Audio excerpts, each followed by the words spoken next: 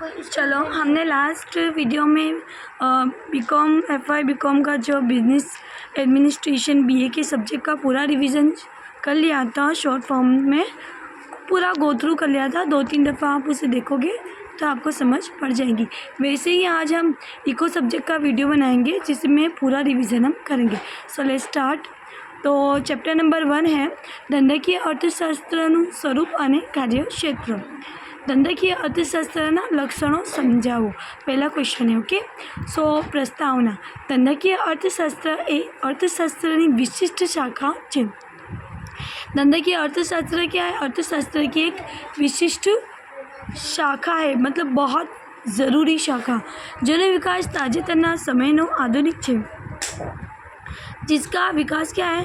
हाल के समय में, ताजे समय में हुआ है। आधुनिक युगना औद्योगिकरण तथा व्यापार वाणिज्यना झड़पी विकासनी साथोसाथ संचालनનું महत्व પણ दिन प्रतिदिन વધતું જાય છે। तो औद्योगिकरण यानी कि औद्योगिकरण आ गया है। लोग क्या कर रहे हैं? स्टार्टअप की कोशिश कर रहे, उद्योग विकसाने की कोशिश कर रहे, ठीक है।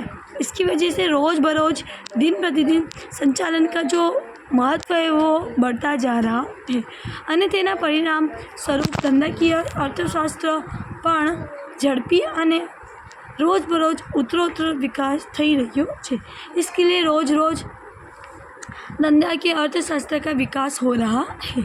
ધંધાકીય અર્થશાસ્ત્ર માટે અન્ય શબ્દ પ્રયોગો પણ થયેલા છે। દાખલા તરીકે व्यापार संचालनનું अर्थशास्त्र तथा संचालकीय अर्थशास्त्र दोनों का मतलब एक ही है। ધંધાકીય અર્થશાસ્ત્રના લક્ષણો। ધંધાકીય અર્થશાસ્ત્ર એ અર્થશાસ્ત્રની જ એક શાખા છે। બીજું, ધંધાકીય અર્થશાસ્ત્ર વ્યવહાર અર્થશાસ્ત્ર છે। ત્રીજું, ધંધાકીય અર્થશાસ્ત્રનું સ્વરૂપ એકમલક્ષી છે। ચોથું, ધંધાકીય અર્થશાસ્ત્રમાં પેઢીના અર્થશાસ્ત્રનો અભ્યાસ કરવામાં આવે છે। ચોથું, ધંધાકીય અર્થશાસ્ત્ર આદર્શલક્ષી વિજ્ઞાન છે। છઠ્ઠું, ધંધાકીય અર્થશાસ્ત્ર કળા પણ છે। ધંધાકીય અર્થશાસ્ત્ર સમગ્રલક્ષી અર્થશાસ્ત્ર સાથે પણ સંબંધ ધરાવે છે। આઠમું, ધંધાકીય અર્થશાસ્ત્રના અભ્યાસ મહદઅંશે નિગમન તર્ક પદ્ધતિનો ઉપયોગ થાય છે। નવમું, अर्थशास्त्र करता धंधाकीय अर्थशास्त्र अभ्यास व्याप मर्यादित है। ये सब लक्षण थे, हमने डिटेल में पहले पढ़ लिया है तो हम सिर्फ गो थ्रू कर रहे हैं ओके।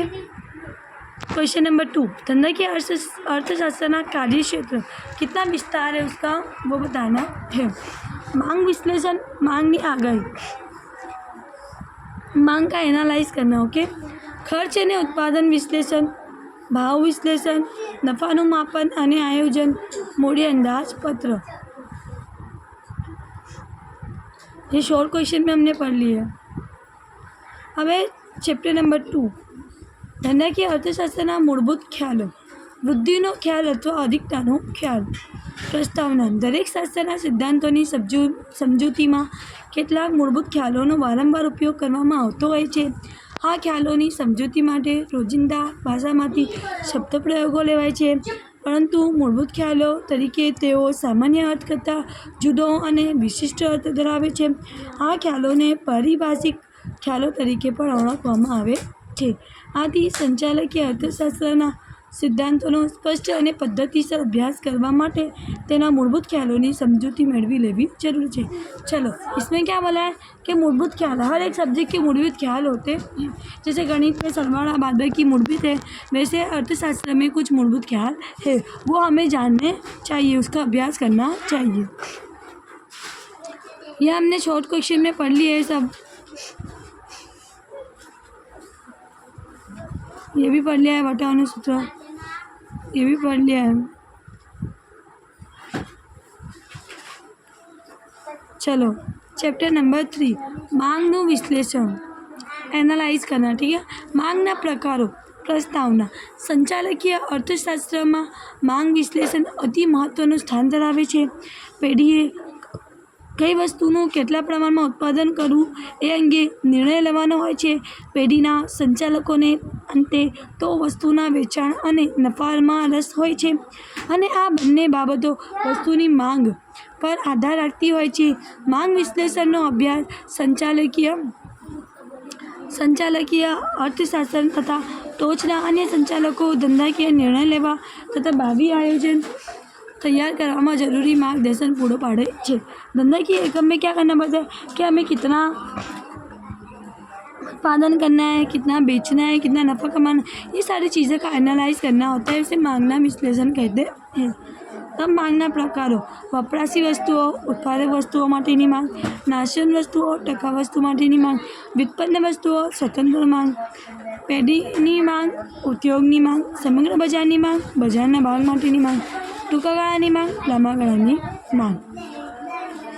હવે માંગના નિયમો ના અપવાદો, जो अपवाद विरुद्ध करता है मांग का विलंब, प्रतिष्ठा मूल्यवाળી वस्तुओं, भविष्य भावी अंगेनी धारणा, हल्का प्रकारनी वस्तुओं, ग्राहकोनी भूमि, वस्तुનું ઘટતું જતું પ્રચલન।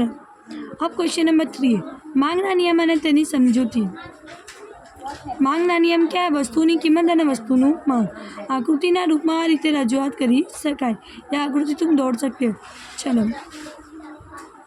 માંગના નિર્ણાયક પરિબળો, માંગને અસર કરતા પરિબળો, ગ્રાહકની આવક, વસ્તુની અથવા સેવાની કિંમત, સંબંધિત અથવા સેવાની કિંમત, ગ્રાહકની રુચિ પસંદગી, વસ્તી અને તેની વહેંચણી, ગ્રાહકની અપેક્ષા, પ્રદર્શન અસર તથા નિર્દેશન અસર, વિજ્ઞાપન ખર્ચ, ગ્રાહકો માટે ધિરાણની સવલતો ઉપલબ્ધતા, રાષ્ટ્રીય આવકની વહેંચણી। ચેપ્ટર નંબર 4 માંગની મૂલ્ય સાપેક્ષતા। માંગની આવક સાપેક્ષતાના પ્રકારો વસ્તુની માંગ પર કિંમત ઉપરાંત ગ્રાહકની આવક પર અસર કરતા હોય છે। એક મહત્વનું પરિબળ છે।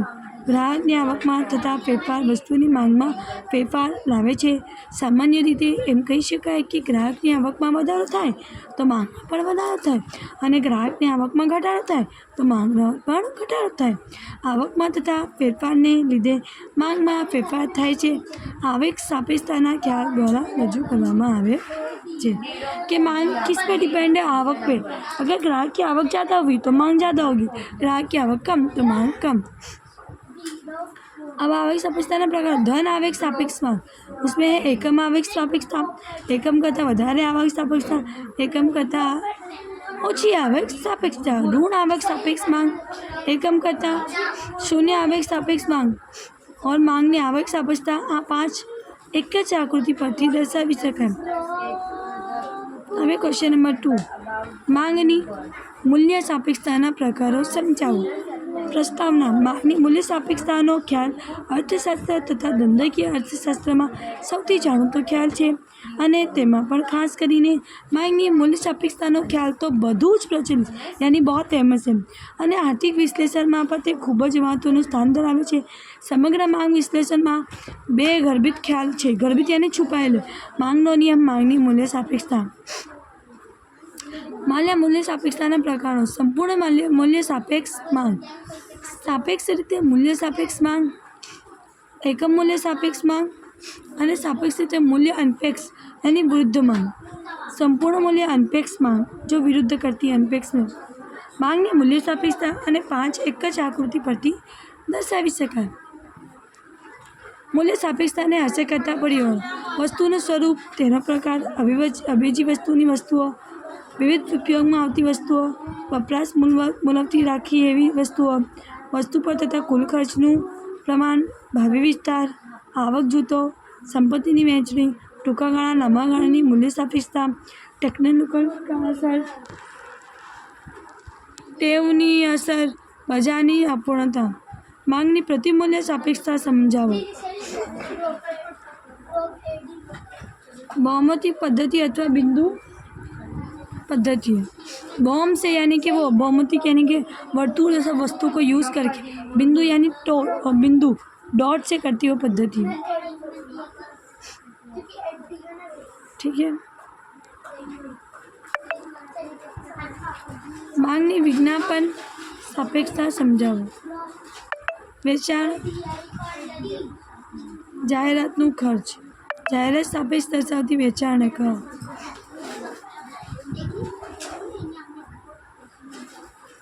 अब चैप्टर नंबर 5 मांगनी आगाही। मांगनी आगाही पर वलण पद्धति आकृति सहित समझाओ। आकृति में ड्रॉ करना है। यहाँ मांग निकली नीचे वर्ष,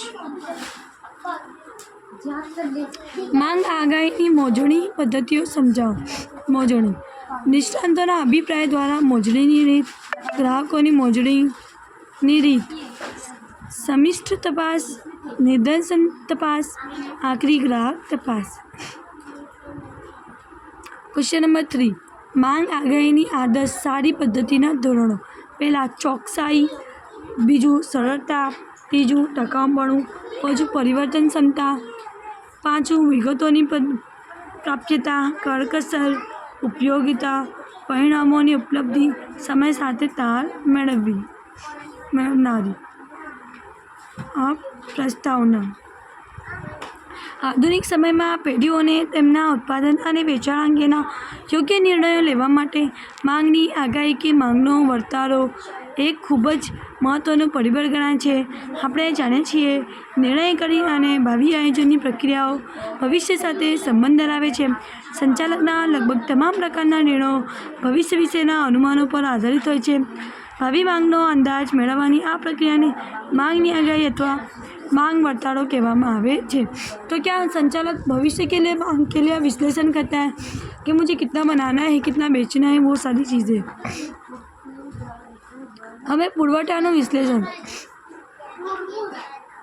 पुरवठाने असर करता परिबळो. बजारमां चीजवस्तुनी मांग थती होवाथी तेने संतोषवा माटे आ वस्तुओनो पुरवठो पर बजारमां आवको होय ते आवश्यक छे. अब मांग है तो पुरवठा भी चाहिए ना. मांगना जेम जेम फेरफार थता रहे छे तेम तेम पुरवठामां पण फेरफार थाय छे. जेवी रीते जुदी जुदी किंमते वस्तुनी मांग जुदी जुदी होय छे ए ज प्रमाणे जुदी जुदी किंमते वस्तुनो पुरवठो जुदो जुदो होय छे.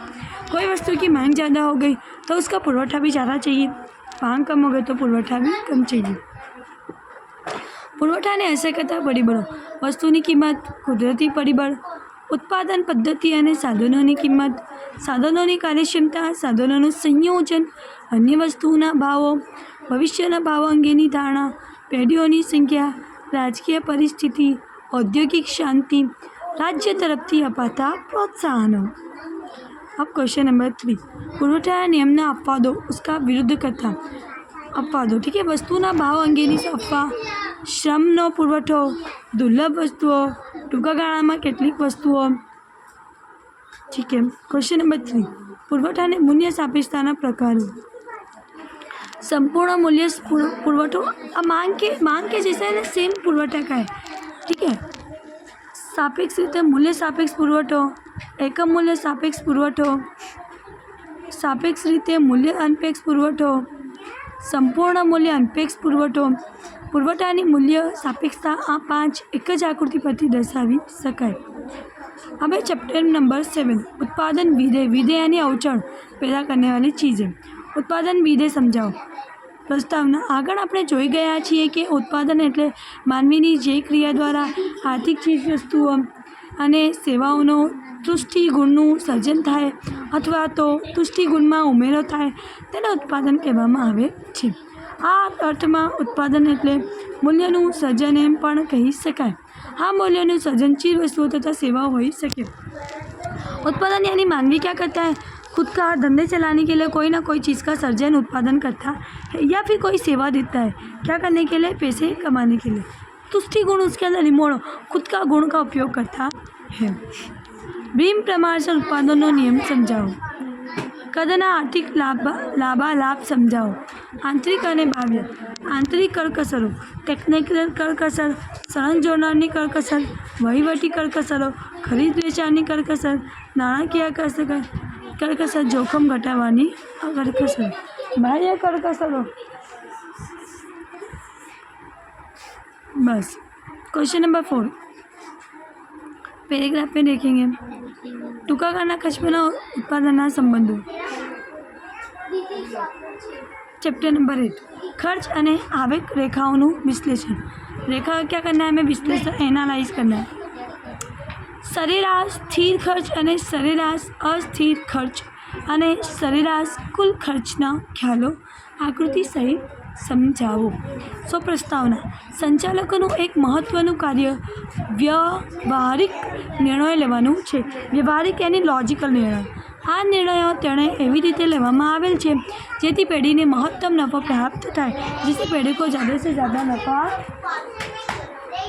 मिले। નિર્ણયો લેવાની આ કામગીરીમાં ખર્ચ વિશ્લેષણ ખૂબ જ મહત્ત્વનું છે। ખર્ચ અંગેના વિવિધ ખ્યાલોના આધારે જો નિર્ણયો લેવામાં આવે तो મૂડીરોકાણ पर अधिकतम वળતર મેળવવાની अपेक्षा રાખી શકાય। अगर हमें ज़्यादा नफ़ा कमाना है तो મૂડીરોકાણ भी तो हमें ज़्यादा करना पड़ेगा। પેઢીના સંચાલકો નિર્ધારિત ખર્ચ સાથે ખરેખર ખર્ચની સરખામણી કરીને ધંધાની વિવિધ પ્રવૃત્તિઓ પર અસરકારક अंकुश રાખી શકે છે। क्या करेगा? अंकुश रख के मूડીરોકાણ का भी ज़्यादा से ज़्यादा उपयोग करके नफ़ा ज़्यादा कमाना है। सरेराश स्थिर खर्च यानी वो स्थिर ही रहेगा वो खर्च, जैसे कारखाना का भाड़ा वो सब। चलो कुल स्थिर खर्च ने उत्पादन को नीचे डालो, स्थिर खर्च को ऊपर वाई के अक्ष पे, तुम्हें वो आकृति दौड़ने में बहुत आसानी होगी। सरेराश अस्थिर खर्च जो अस्थिर होता है, जैसे मटेरियल की कीमत। कुल अस्थिर खर्च को डिवाइड करना है भागाकार उत्पादन से, तो हमें कुल अस्थिर खर्च सरेराश अस्थिर खर्च मिलेगा। सरेराश कुल खर्च कुल खर्च यानी कि स्थिर खर्च प्लस अस्थिर खर्च डिवाइड करना है कुल उत्पादन से। स्थिर खर्चनी आकृति वो ख्याल के लिए हम यू वाली आकृति डब्ल्यू वाली आकृति ड्रॉ कर सकते हैं, इसे लर्न कर सकते हैं। ठीक है, अस्थिर खर्च की आकृति हमने डिटेल में समझे है रेग्युलर लेक्चर में। टूंका गाळाમાં ખર્ચ અને ઉત્પાદનની સંબંધોની રેખા દ્વારા સમજૂતી આપો, ये भी हमने समझे। आकृति वाली चीज़ें रेग्युलर लेक्चर में बहुत डिटेल में समझ सकते हैं। लांबा गाळाના ખર્ચ ઉત્પાદન વચ્ચેના સંબંધો। क्वेश्चन नंबर टूंका गाळाમાં પેઢીની સરેરાશ સ્થિર ખર્ચની રેખા, સરેરાશ અસ્થિર ખર્ચની રેખા, સરેરાશ કુલ ખર્ચની રેખા તથા સીમાંત ખર્ચની રેખા વચ્ચેનો આંતર સંબંધો। सरेराश स्थिर खर्चनी रेखा, देखो उत्पादन डालो, ये बाजू हमने स्थिर खर्च डाला, ऊपर जैसे आकृति ड्रॉ करी थी बस वैसी ही है। अस्थिर खर्च की यू आकृति, सीमांत खर्च की आकृति, ये सब रेगुलर लेक्चर में पढ़ने वाली चीज़ें हैं। सीमांत खर्च यानी कि एक एक्स्ट्रा प्रोडक्ट बनाने के लिए जो खर्च होता है उसको कहते हैं। स्थिर खर्च मैंने बताया जो स्थिर ही रहेगा। अस्थिर यानी कि जो बदलता रहता है। कुल खर्च यानी दोनों का प्लस, और उसमें नीचे क्या रखना है उत्पादन, और ये OI में खर्च, और बीच में तुम्हें याद रखना है कि यू शेप है, एक्स शेप है, डब्ल्यू शेप है, रॉन्ग शेप है वो। ठीक है, उम्मीद है आपको समझ आया होगा। Thank you.